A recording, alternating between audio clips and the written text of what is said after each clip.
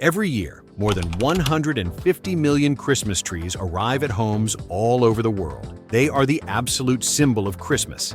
They light up living rooms, bring families together, and turn any corner into a magical space. But have you ever wondered how they are actually produced? How is it possible that tons of plastic and steel end up converted into a perfect bushy tree, almost identical to a real one? Well, today we will travel directly to China, home of the most gigantic Christmas tree production plant on the planet. A place where every day thousands of operators and industrial robots transform tons of materials into those perfect trees that you then see in stores, shopping centers, and of course, in your own living room during the most special time of the year. So, get ready because you are about to discover how the Christmas trees that decorate the entire world are mass-produced.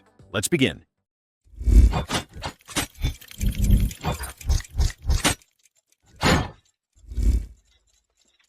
Step number 1. Selection and preparation of materials. Every Christmas tree is born long before it has branches, lights, or ornaments. Its story begins here, with the arrival of the materials that will give it life. Every day, huge trucks unload tons of the 3 essential materials at the factory to build a bushy, resistant, and surprisingly realistic Christmas tree. First is PVC, a flexible plastic that will form the greater part of the foliage. Those thin and pointed leaves that give volume and the classic look of the Christmas pine. Then comes high-quality polyethylene, a denser and more detailed material reserved for the premium tips, those that look like freshly cut natural branches when you look at them closely. And finally, reinforced steel, the one responsible for converting into the internal trunk that will sustain hundreds of branches without bending, keeping it firm and straight for years. Each of these materials fulfills a crucial role. PVC provides volume, polyethylene provides realism, and steel provides strength. Before they enter into production, all these materials undergo a meticulous quality control where operators check their color, their resistance, and their purity. There is no margin for errors here. If a single batch fails, it is instantly rejected. Only when everything receives the green light, the factory turns on its machines and the true birth of the Christmas tree begins. Step number 2. The birth of the leaves.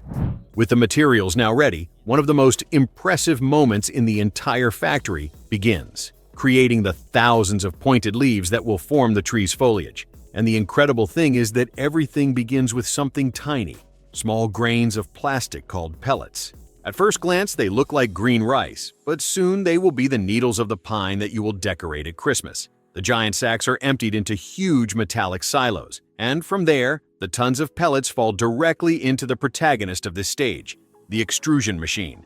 Inside it, the plastic is heated until it melts completely and converts into a thick mass that is pushed under enormous pressure through ultra-thin nozzles. And then, the magic occurs. Endless green threads begin to emerge from the nozzles, as long as ropes and as thin as the needles of a real pine. But they are not leaves yet. To give them life, these enormous threads pass through texturizing rollers that imprint relief, shine, and the exact roughness that the finished tree will have on them. In a matter of seconds, the molten plastic stops looking like plastic and begins to look like vegetation.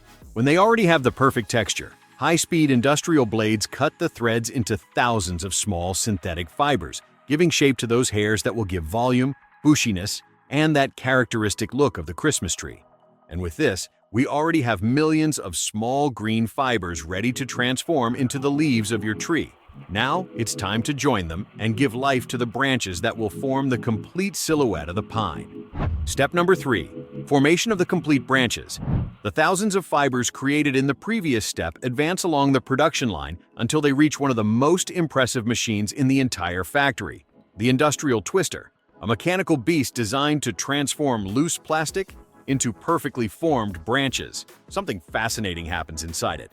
Several threads loaded with foliage align around a central metallic wire, which will act as the trunk of each branch. Then the machine begins to spin at an incredible speed, wrapping all the materials with millimetric precision. Each turn compacts the fibers into their place, creating a solid and flexible branch. In a matter of seconds, what a moment ago was nothing more than loose plastic converted into a realistic branch, capable of supporting bends, decorations, garlands, and even the weight of the heaviest Christmas balls. When the branch is perfectly formed, an automatic guillotine enters into action and cuts each piece according to the model's design. Short branches for the top part, medium branches for the central body, and long branches for the bushy base that gives volume to the tree. But the most important thing is not done by the machine. The newly cut branches pass to visual control, where expert operators check them one by one. Everything is evaluated here, that the color is uniform, that the foliage is well distributed, and that no gaps exist. If something fails, even if it is a minimum detail, the branch is discarded instantly. Those that pass the inspection are stored in large containers and remain ready to join the trunk later that will give shape to the complete Christmas tree. Step number 4. Creation of the trunk and the internal structure. With the branches now ready, the time comes to give life to the structure that will sustain absolutely everything. Tons of reinforced steel tubes arrive at the production line, prepared to convert into the backbone of each model. First, they are cut into different lengths according to the tree's final height, from small 1-meter pines to decorative giants that can exceed 6 meters.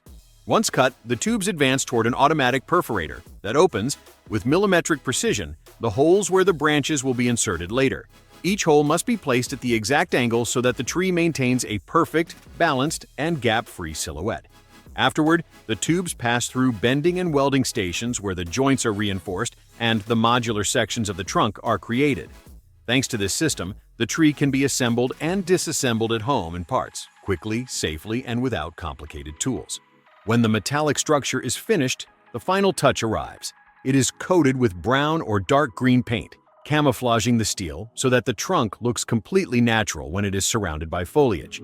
And with this, the tree's backbone remains ready to join the other pieces and take the shape of a true complete Christmas pine. Step number 5. The final assembly. With the branches ready and the trunk finished, one of the most awaited moments of the entire process arrives. Thousands of sections of the metallic trunk advance along the assembly line, and one by one, the branches created in previous steps begin to install into their definitive place. The operators insert each branch into its corresponding hole following a mathematically precise order. The longest ones form the wide and bushy base, the medium ones build the central body, and the shortest ones crown the top tip. The speed is incredible. In some models, a complete tree can take shape in just a few seconds, thanks to ultra-fast assembly systems that not only fix each branch firmly, but also leave it perfectly oriented to achieve the ideal silhouette. But the work does not end here. In this phase, the details are added that differentiate a standard tree from a premium one. Some branches pass through paint booths where they receive a very fine spray of frosty white color that adheres only to the tips, that famous and popular snow effect that looks taken from a Christmas postcard. Other models include pre-installed decoration directly in the factory, artificial pine cones, red berries, shiny ribbons, and even LED lights integrated into the trunk, ready to plug in and work without effort. The result is surprising. What a few minutes ago was a naked metallic structure suddenly converted into a perfect, bushy, symmetrical tree and ready to face its most demanding test before leaving the factory. Step number 6. Final tests and quality control. The decisive moment has arrived. It doesn't matter here how beautiful the tree looks or how fast it has been manufactured. If it is not perfect, it simply does not leave the factory. Each unit enters the inspection area, a space where machines and operators work together to detect any error in a matter of seconds. The first thing is to evaluate the stability of the trunk. The operators assemble the complete tree, turn it, move it strongly, and check that all the joints fit without looseness. If the trunk tilts, vibrates, or shows the slightest weakness, it is instantly discarded. Next, inspection cameras analyze the uniformity of the foliage looking for gaps, pore zones, color differences, or any irregularity in the silhouette. If the tree does not look perfectly balanced from all angles, it is also discarded. Finally, the technicians review all the special finishes, artificial snow, integrated lights, and pine cones and decorations. Everything must be clean, firm, and exactly where it should be. Neither an excess of paint, nor a cable out of place, nor a light misaligned. Only when a tree passes all these tests without failing does it receive final approval. And then yes, it is ready to be packaged and go out into the world. Step number 7. Packaging, distribution, and arrival at your home. The Christmas tree is now ready to go out into the world. After passing all the final tests, each unit enters the packaging area, where the last step of the process begins. The first thing is to disassemble it completely. The top, middle, and base sections are separated with precision so that they can travel in the most compact and safe way possible. Next, each piece passes through a quick folding station, where the branches are gently gathered toward the trunk without crushing. In only a few seconds, an enormous tree is reduced to organized modules and ready to pack. Once folded, the sections are placed inside the box at different levels. Internal protections are added there: anti-static covers, rigid cardboard supports, and separators that prevent any movement during transport. Everything is designed so that the tree arrives at your house exactly with the same volume and perfect shape with which it left the factory. When the box is ready, it is sealed and placed on huge pallets that travel directly to the logistics centers. And from there, its great journey begins. Trucks, ships, and airplanes that transport thousands of Christmas trees toward supermarkets, shopping centers, online stores, and warehouses all over the world. To give you an idea, during the high season, some factories send more than 50,000 units per day. That means that while you are watching this video, hundreds of trees are leaving the production line right now. And so, after a gigantic industrial journey, that tree that you have in your living room today began as simple rolls of plastic, steel bars, and shapeless fibers, until converting into the most important symbol of Christmas. To finish, tell us, did you imagine all this process? Do you prefer a natural or an artificial tree? Leave us your answer in the comments. And if you like this video, don't forget to like it, subscribe, and activate the bell so you don't miss the next factory tour.